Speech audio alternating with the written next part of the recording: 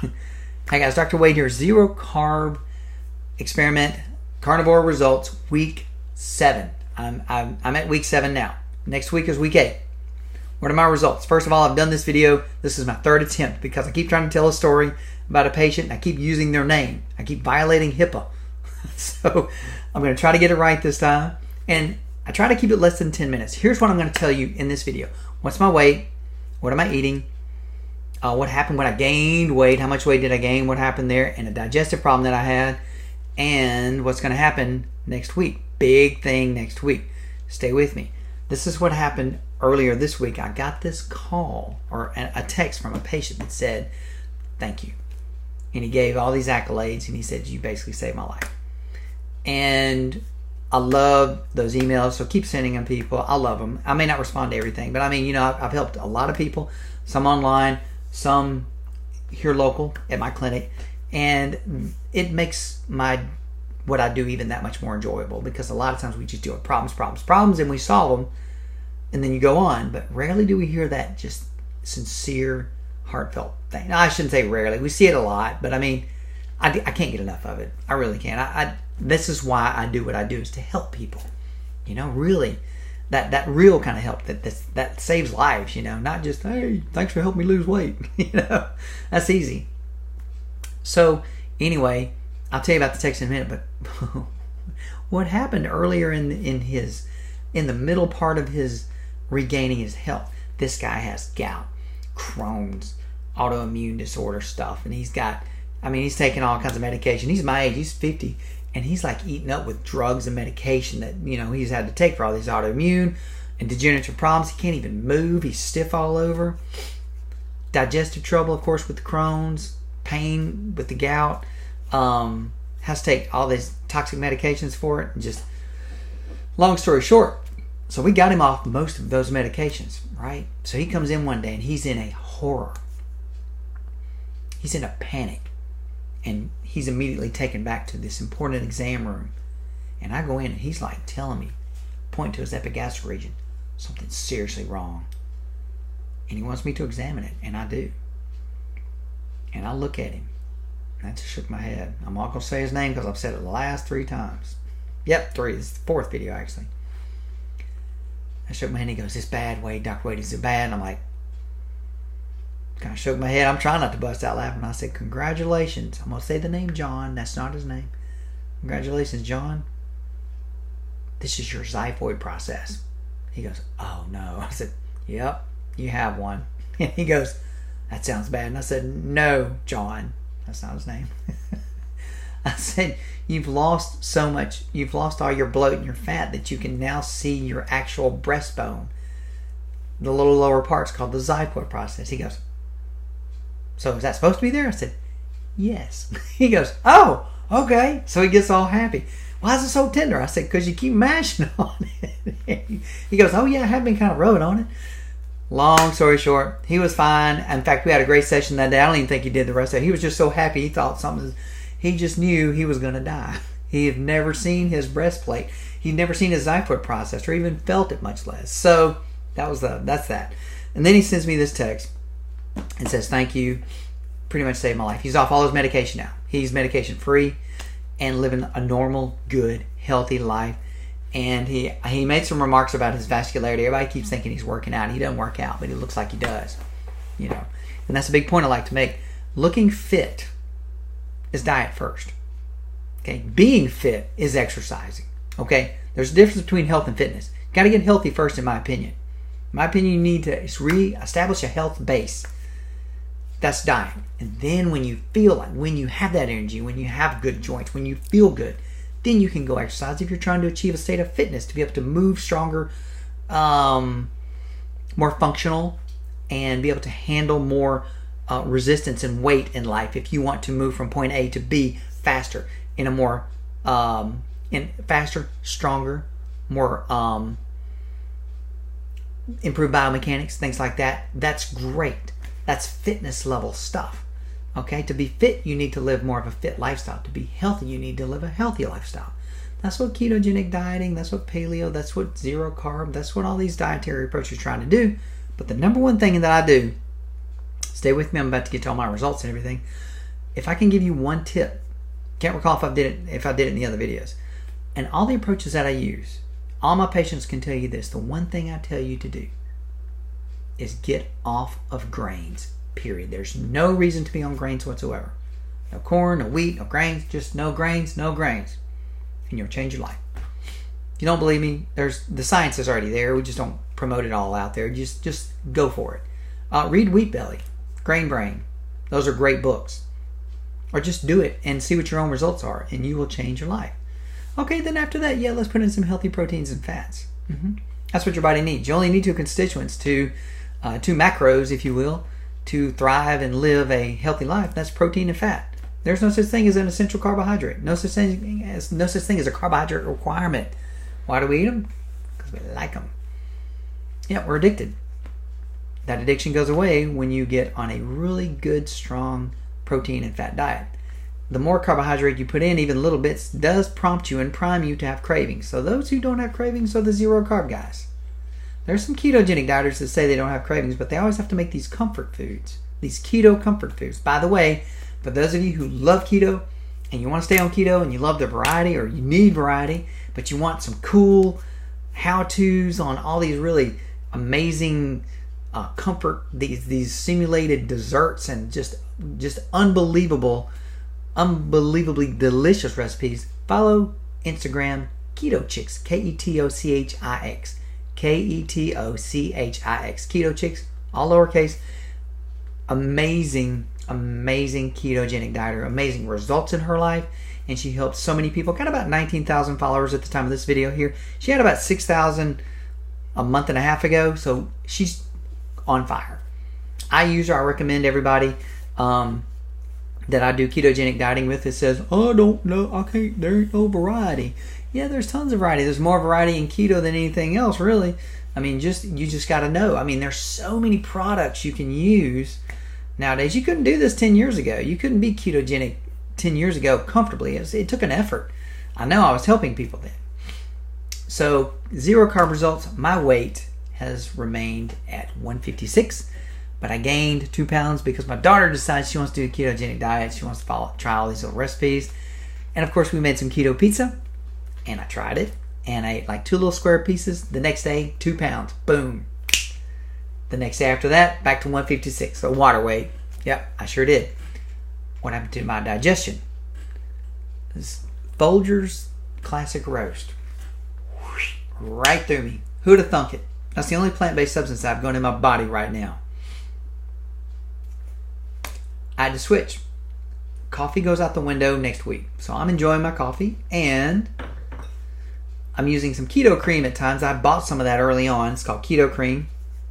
It's an MCT. It's got a little milk solids in there, a little dried milk, and a bunch of collagen, AC11, the DNA repair stuff.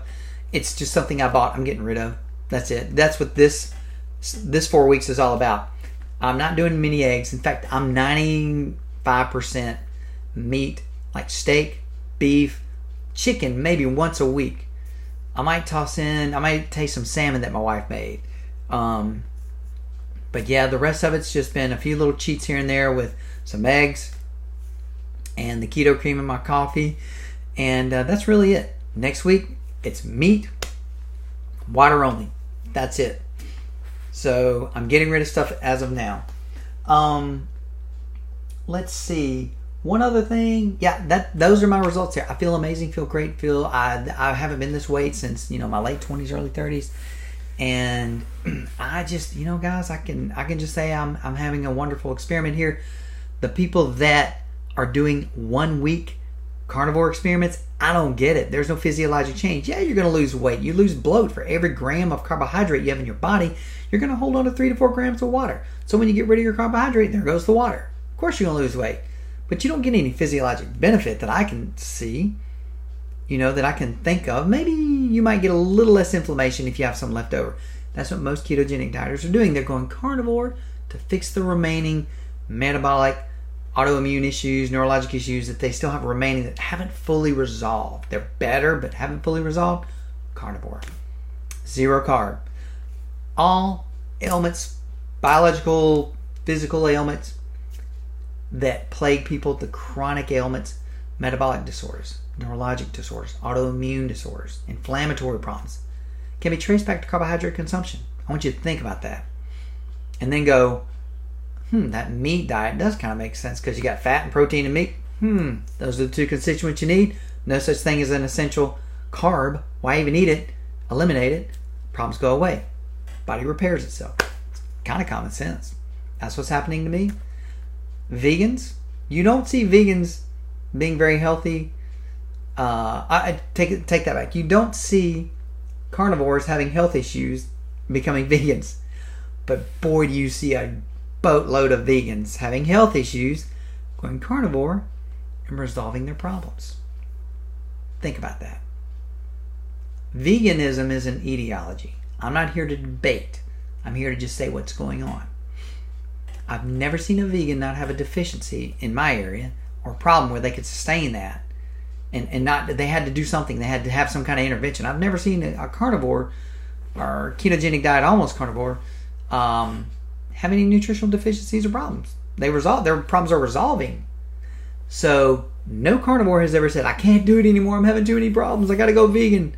But you got tons of vegans going, this isn't working out. I have too much bloat. If you want to follow somebody to see all the results, go to hashtag MeatHeals, MEATHEALS, MeatHeals, or just follow Shawn Baker, SHAWN, Shawn Baker, 1967. You'll see all these vegans that have gone carnivore. They're bloat. They're real thin. Some of them are, but they're bloated. And then they go carnivore and they get lean. They look like they've been working out. It's crazy. All their health problems go away. Okay, I'm not saying don't be a vegan. There's a way you can be a vegan, but it takes a lot of intelligence, a lot of work, a lot of focus. You can do it. You can pull it off, but it's not easy. Carnivore is easy. Meat doesn't even have to be grass-fed, really. So, hey, eat some meat, drink some water, good to go. It's almost too simple. That's why this will never catch on. It's just too simple. I don't care what results I have, how much weight I've lost, how good I look, how good I feel, how much of an ambassador I am. There will always be people out there that are going to just stay the same, and they're going to live with their problems because that's just what they do. And it's okay. We do have free will. But one day when those insurances company catch on and they find out that eating carbs is just as bad as some of the other stuff that's been causing all these health issues, maybe things will change then.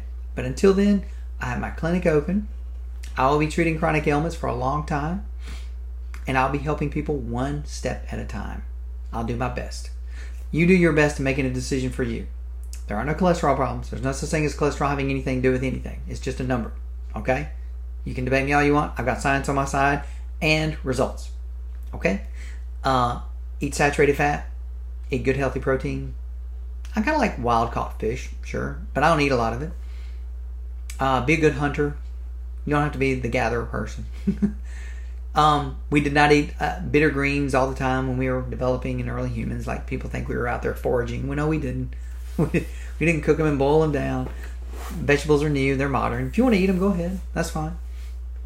I'm choosing right now to just cleanse myself of all of that and let meat heal my body. I'm not fasting, and I'm enjoying my practice, my life. I'm getting up earlier. I have tons of energy. I've always been fairly energetic, but then there are times when I do get tired. But I'm telling you, the only problem I've really had with this, I tend to go, and I don't drink enough water during the day, and I go, oh man, I'm getting dehydrated. Like today I got dehydrated. You can probably hear it in my voice because I talked a lot to a lot of patients. This is Monday, so I deal with a lot of people, and I'm speaking. I'm helping them learn. I don't just run in, do a little something, run out. I'm a doctor of physical therapy, so there's a lot of communication, a lot of hands-on work, and then we start talking about diet, helping getting rid of inflammation. I introduce them to the concept of no grains, maybe even take out some nightshades, get that inflammation down. Do I tell them to go carnivore? No. That's like telling a first grader to, here, take the SAT, What? So, right. You got to take steps. You got to reverse engineer this and let them keep eating their crackers and their soups with noodles and nightshades and all that stuff. And then you just gradually make changes. First thing I do, and the first thing you can do, if you just don't want to do anything, but you still want to improve your health significantly, but you don't want to be in on any kind of diet, just quit eating grains. Just avoid them. Just eat all around grains. Just don't eat grains. Then try to put in a few little healthy fats, healthy proteins. Just don't eat grains. You're good. That's my tip. Go carnivore, change your life, sure. And it's really easy. A lot of people are trying to make it complicated. It's not. If you have any questions, hit me below. I've talked way too long on this. I'm sorry for the long video. I'm hoping I'm giving you information. I'm trying to think of all the things I would ask if I were doing this or watching this. Let's see. I think I covered everything I need to. Yeah. So my weight's still 156. I'm feeling good. And I think I dropped a little below that. My pants, I'm coming in further. So my composition has changed. My wife's even saying, you're getting too skinny. I'm not getting too skinny. I'm working out 2 times, sometimes up 3 times a week. So I don't know if I've already said that. One time I did twice in a day. And I, varied the metabolic pathways I was working on and different stuff. My son wanted to do a little workout. I had plenty of energy, so I did it. But I have no regular workout. In fact, it's about 9:30. I'm going to go watch some Netflix with my daughter. That's what we're doing tonight. We're watching Outcast, the demon thing. So, my youngest daughter. So, I'm feeling great. Ask questions below. Hit me up below. Sorry if I'm too personal here. If you want something more professional, email me. Okay? If you want to get in on this in a serious way, I'll have a way for you to do that. For right now, hit me with comments below, and I look forward to helping you. I hope this has helped you. Bid you a great day. Be sure to subscribe, and definitely to this, leave me a comment. I love questions, and I'll get to you. Okay? So this is Dr. Wade. I'm out. Watch for next week. It's going to be a big one.